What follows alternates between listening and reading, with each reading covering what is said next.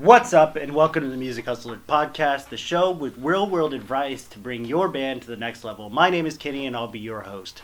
Today is a very special day because I've got my good friend, Harry Eaton, the vocalist of Tarnish My Name, here with me today. What's up, man? How are you? I'm doing well, man. How are you? I'm doing great, man. Thanks so much for coming. Thanks so much for hanging out with me. I'm fucking excited. Let's do it. I'm excited to talk to you, man. As if some of you guys have listened to the podcast for a while, you know that I actually had Harry a while ago with Tyler, their guitarist. Yeah, that was like November 6th or 7th. Yeah. It was like six months ago. Dude, it feels like forever. I mean, at this point, I'm at like 70 or 80 episodes now. Yeah. So like back then, I'm just like, fuck, that was forever ago. Yeah. in Tyler's like conference room in his office. Dude. I'm like, wow, this is great. my how times have changed. Yeah. Remember, dude, we had the ghetto rig like cup. Yeah. Dude, yeah, hell yeah, man. So I'm excited to have you, man. As you know, I adore you. I think you're a really kind and nice individual. No, love you, bro. Thanks for having me. Yeah, I'm really excited, and I'm a big fan of the podcast too. So thanks, man. When you wanted to have me come back in, I was like, yo, I'm all about it. So hell yeah. Thank you so much. Yeah. Of course, dude. Of course. Absolutely. So let's chat. Let's see. The main thing that I wanted to talk to you about is because I really like your singing voice, man. I think that you've got a very, very pretty singing voice. You definitely have a lot of power and a lot of passion in your vocals. Appreciate that. Your screams are great too. Don't get me wrong, but as far as your singing goes, I absolutely love it. And I just wanted to talk to you about how you kind of how you maintain it and like how you manage to do both screaming and singing and not blow out one or the other.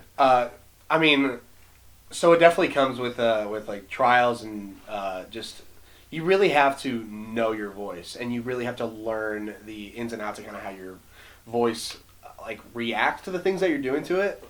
Like I've been screaming for 8 years and singing for longer than that. I actually have a story where like my mom said that she would be driving to Arizona and would hum a pitch and I would match it before I could even talk. So it's like it was in my blood, but going back and forth between singing and screaming and not blowing out is actually a lot harder than you think. It's not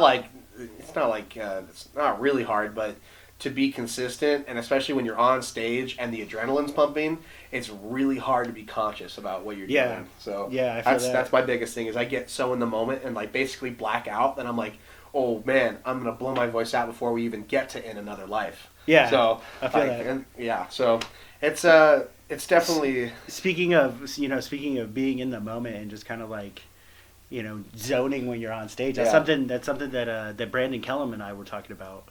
This is twice now that I've referenced Brandon in a podcast. But it's to be expected when you had Dipper on. I was like, it's gonna be Brandon the whole time. Yeah, Brandon's such a good guy though, and he's so wild on stage, dude. Yeah, I've never seen American Standards live. Oh, dude, you're missing out. They're fucking crazy. I've seen some videos and stuff, but like, I haven't actually met Brandon in person, but we've like talked before, and I'm like, such a cool dude. Like, you can just pick up the vibes like immediately. Yeah, like, absolutely. I loved it. Absolutely. But talking about being in the moment and just kind of like, sometimes it can be hard to like maintain your vocal while you're, performing because you want to give your all. You want to. You're focused so much on performance. Do you have any advice on dealing with that? Like anything that you do? Yeah. The very first example that I could give is like the biggest issue on stage is breath control for me personally because I'm an asthmatic, and then when I get on stage, the adrenaline kicks in and I'm gone. I lose my shit. But breath control is really important, especially if you have extended lines, or you have some really long screaming sections with very staggered breaths.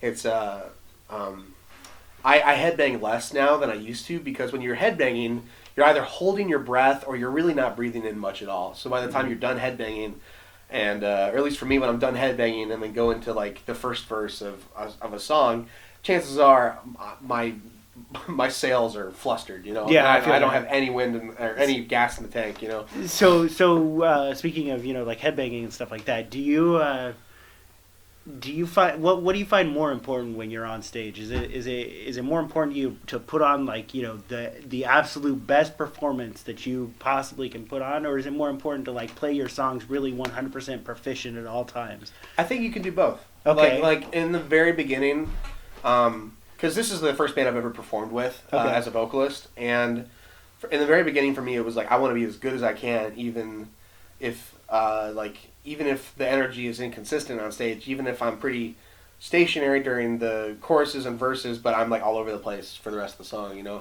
Like there's a middle ground to be found, and especially, I forgot where I was going with that. Especially like from that standpoint, I care so much about throwing on a good show and doing my best that you have to kind of peel back in some ways so that you can kind of whittle away the rough edges on your performance. Yeah, and absolutely. so everyone gets the best of both worlds. Yeah, and it's tough, but it is good to focus on both things, because I feel like there are a lot of musicians, a lot of bands out there that they kind of have this mentality that they have to have this rock star persona. Yeah. They have to be badass on stage. And I'm guilty of it. I talk about it on the podcast about putting on the best performance possible, which is absolutely essential. But it's good to focus on, your breathing and focus on how you're doing it so that you don't hurt yourself. Absolutely. Like especially being a vocalist. Yeah. You're doing some things to your body. Yeah, So and the vocal cords are like it's the most fragile instrument. It's the only instrument in a band that you can't fix. Yeah. Well, you break a drumstick, you break a drum head, a trip to Guitar Center, and like $20 later you have your replacement. Yeah. But you can't really do that with your vocal cords. So I think throwing on a great performance from the performance standpoint is so important because it's great to have star power and to have charisma on stage because it makes people want to come back to you and they also connect with you too. Yeah. But really selling your performance from the actual musical side of it is in my opinion like as important if not more important. And also especially taking care of your voice because what if you are doing it for like 20 years? Yeah. Yeah. Yeah, exactly. I mean, this could be, your full-time career. Yeah. And if you make that happen for yourself and you're doing it every day, you're touring, you're recording all the time, then you're going to fuck your shit up. Yeah, and if you're not careful.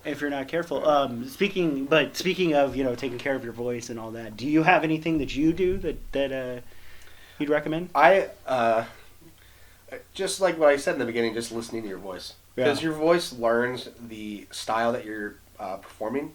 Like, be it singing or screaming, your voice gets used to it and learns it. But biggest thing is, obviously, you want to stay hydrated. You do have to drink, like, room temperature water, though. Yeah. Because, Yeah, because, like, your vocal cords and the vocal folds and that whole area of the throat, it's a warm and wet place. So if you're, you want to drink cold water on stage and when you're practicing because you're warm typically and you get heated, but it's not going to be the best for your cords. Yeah. So drinking warm water. Yeah. I've always my entire life drank warm water on stage. Yeah, same. I have a bottle of cold water and a bottle of room temperature water. Yeah. Drink the cold water first and then get your cords back to normal with the warm water. Hell yeah. So, and then I guess if you really have to, like vocal rest. I've gone on vocal rest once when I was like 17. Yeah. Where like I at one point had a vocal node. And I took a month of self-imposed like vocal rest, and it was hard. I like to talk to people and stuff, but I was like, I don't want to really have my voice be garbage by the time I'm 40. So I feel that. I feel that, man. Cool.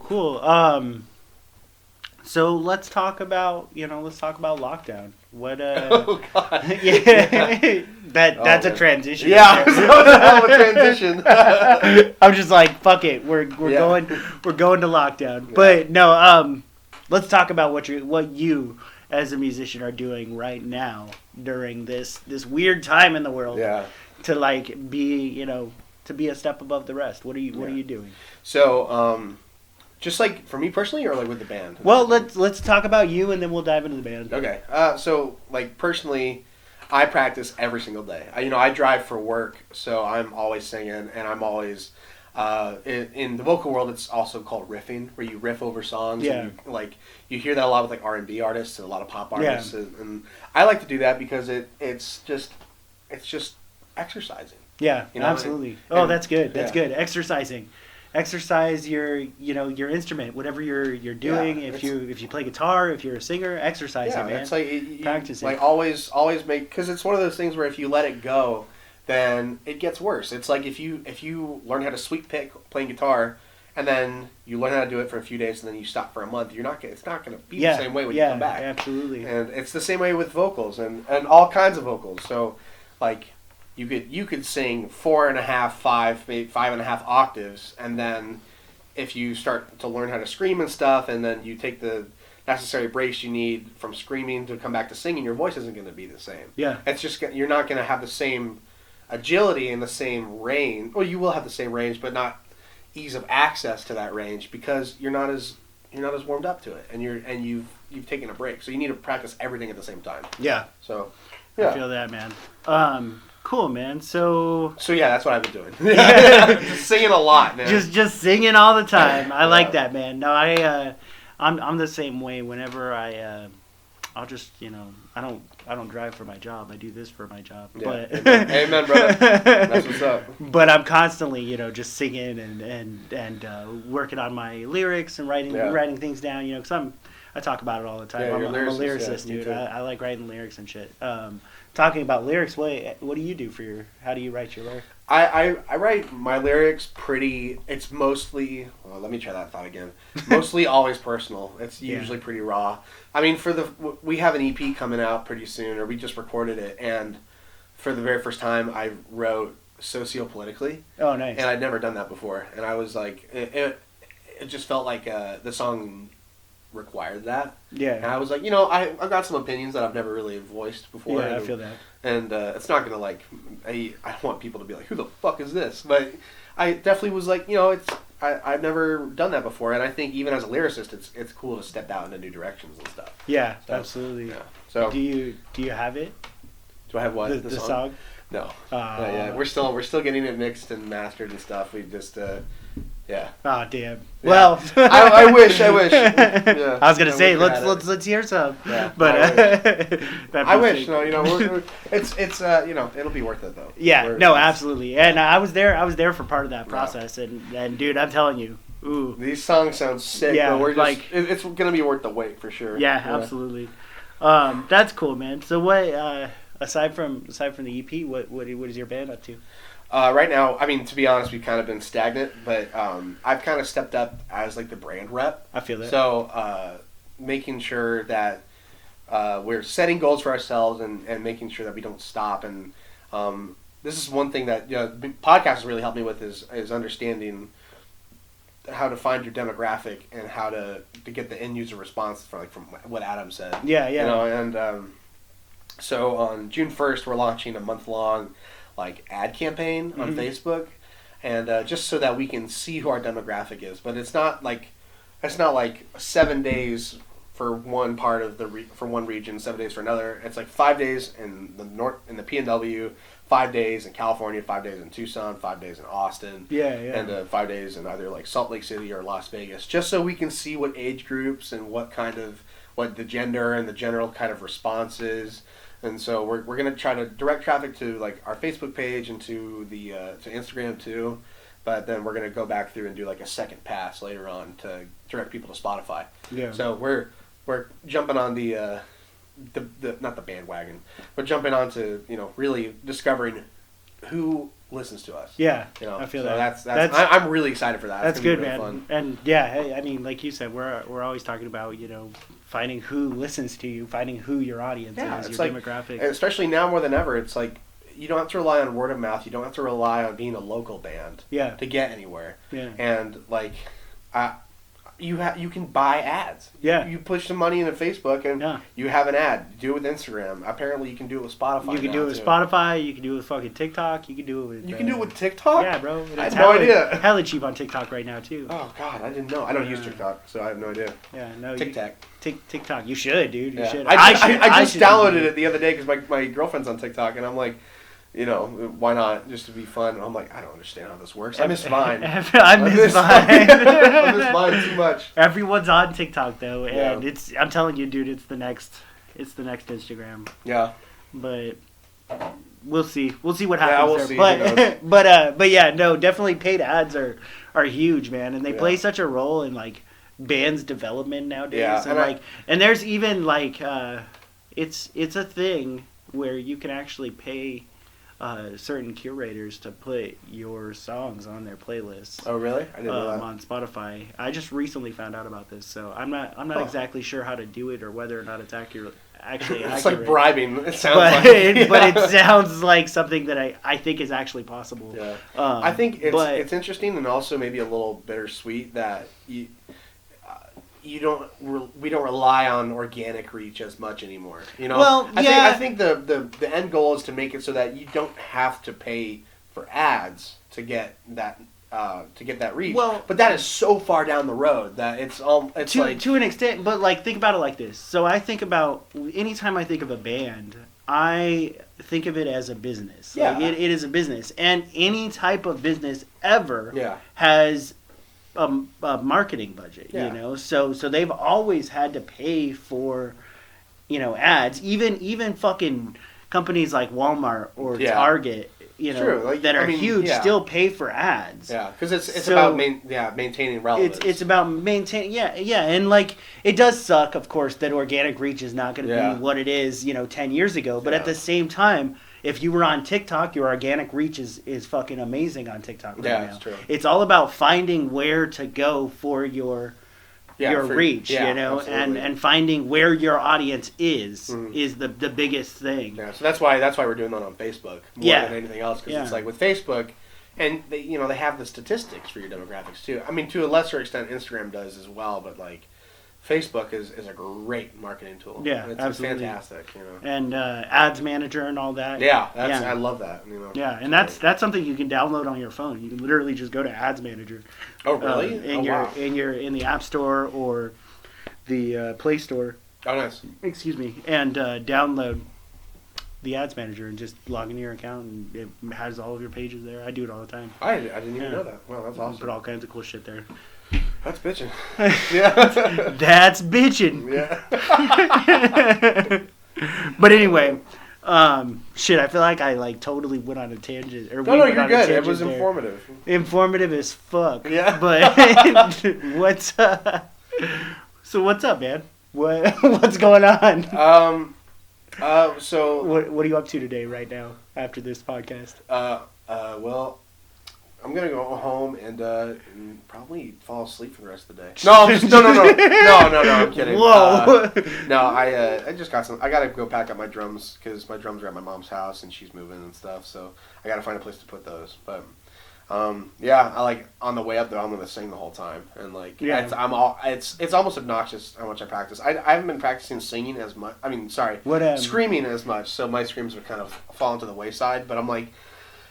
I had a huge blowout in December with my voice. At our last show, I had a giant blowout, and I was like, man, I don't know if my voice was ever going to come back. And it did. You know, it came back, but still, like, I had a reality check. Yeah, I was like, holy good. fuck. It's it's essential to take care of your shit. Yeah, absolutely. It's like a reminder, like, hey, idiot, if you break this, you'll pull a Danny Warsnob and your voice will never sound the same. Yeah. His voice sounds good now, but I mean, like, that first album they put out after his vocal cords ripped, it was like, oh, God. Ooh, ooh, ooh. You can hear it. You can hear the pain. I don't know. I don't want to get into that. Okay. But that's cool, man. So that actually made me think of two different questions. One, do you do false chords, right, over fries? I think I do fries. Oh yeah. Actually, no. My lows are lows and gutturals are false chords. Let's hear a scream. No, I don't want to hear a scream right now. I'm not ready for it. I mean, I know that my regular mids and my highs are fries, but my lows are false chords. I feel that. Yeah, and then I used to be able to do highs kind of like Dickie Allen from Infinite Annihilator, but I was like. I just got to a point where I wanted to stop practicing that because I'm like, that's not. There's no metalcore band that's gonna want, that kind of snarl. So I'm like, yeah, that's fine. You know, that fucking nasal shit. Yeah, yeah. Sound like a dog on a leash. Just like chained to a wall. God. True as fuck. Cool. So do you have? I know you mentioned you just sing all the time. Yeah. So do you have like any songs that you really like to sing that you're like, these are my fucking favorites? Well, a lot of Queen. Oh. Yeah. Okay. Freddie that is not where I expect. All right. Yeah, Freddie Mercury is my biggest influence vocally, and he's like always been. Did I say Freddie Mercury? That didn't feel right. Yeah, Freddie Mercury is like my biggest vocal influence, and then behind that is Brendan Urie from Panic at the Disco. Oh yeah, dude. Yeah, I listen to Panic all the time. Especially like they're not the last album, but the one before that, Death of a Bachelor, is like, dude, that guy's voice is like insane. I think it's their first album, A Fever You Can't Sweat Out. Yeah. That literally is my fucking favorite album of all time. Yeah. I know, awesome. I know like every word on that song, on that album. They're fantastic, and you know he sounds so much like Frank Sinatra. Oh yeah, because that's his biggest influence. Yeah. So I'm like, for me, I think that's people are gonna think it's weird that my biggest influences weren't like Kellen Quinn or like people from like or like who gives a fuck. Well, I don't know. It's like I've had these influences since I was a kid of like Brendan and own that shit. Freddie Mercury and stuff. So I'm like own that shit. Yeah, they're your fucking influences. No, I know I do own it. But I'm just I've gotten crap before. People are like, you listen to Queen? I'm like, what the fuck? I grew up on Queen. Fuck, dude. Yeah. Queen's amazing. I agree. I'm like, that's insane. And then also, I guess, more relevantly, Corey Taylor is a big influence for me. Fuck no. You're like, oh God. No, I love Corey Taylor's cool. I like, of course, I mean Slipknot, but fucking. Yeah, his voice has such a. He actually was a big influence for me lyrically too. Yeah. Oh, I feel that. Yeah. For lyricism, I'm like, dude, I love his lyrics. Even if they're cryptic and don't really mean anything, I'm like, that still sounds tight as fuck though. You know? No, yeah, I totally get that. Yeah, he's I mean, he's kind of incredible. Yeah, he's kind of like I'm gonna just call him like a metal god. A metal god. Definitely like a what would you call him? Like one of the kings of the metal genre. He's one of the dads. Yeah, the metal dads, bro. Yeah, dude. I mean, fucking Slipknot. Like, let's be real, bro. Yeah, it is 2020. For sure. 2020. Fuck. This year's been wild, dude. Oh my God. I'm surprised we're all still alive. Yeah. I'm surprised a comet just hasn't fucking hit the earth already. Yeah, it's true. Like, new Ice Age, fuck it. New Ice Age, yeah. I'm glad that, like, we didn't put out any more songs before the quarantine happened, or right as it happened, because we were gonna put out our EP like pretty soon after we got it, but now we're like, might as well wait to put it all out or do single by single, just to maximize that. I personally think single by single. Yeah, I was gonna say, you know my opinion on that. So just singles. Do a music video for every song. Do a music video for every song. Local bands don't need a fucking EP. Just put out single after single. That's true. Until you have established your sound. Yeah. And you will become a successful band. Yeah. It is literally that simple. Yeah. That's I broke it down. Music Hustlers podcast here, True. Exclusive. That's a big thing for me too. Is I'm like, I don't want to be. I mean, don't get me wrong. I love the local scene. I just don't want to feel like a local band anymore. I'm so tired of being like, oh, come out to our show and we'll sell like 28 tickets and then fucking like no one moves during our set, and I'm like, man, I'm gonna kill myself. Like, I get so depressed about it. I tried so fucking hard. Yeah, it's like I'm like sweating blood over here for it, and then everyone's like, yeah, they're just fucking on their phone. Yeah, I'm like, just breaks your spirit, Just I feel it. Yeah. Suicidal thoughts. No, not quite. We get real over here. Yeah. Oh, sick, man. All right, so let's go ahead and start to wrap this up. Yeah. As if you listen to the podcast, so you know. Yeah. You know what's coming. Yeah. I like to end every interview with one specific question, and that is, if you had a piece of advice to give a new hustler, someone who is just trying to break into the scene or the music industry, what would it be? Stay hungry. Be hungry. Like, if you want it bad enough, then... and you are willing to put in whatever you need to get it, like, you will get it. Just stay hungry, be persistent, be patient, but be persistent. And that's a big thing, is like being what was I going to say? have a lot of focus and have a lot of I'm gonna go back and just say persistence again. Have a lot of patience, persistence, and focus. But don't let anybody slow you down if you can help it. You know? So persistence for sure. Yeah. But I actually, that was something that me and Brandon covered. So I like what you said. Patience. Yeah. That's something that I was just thinking about the other day.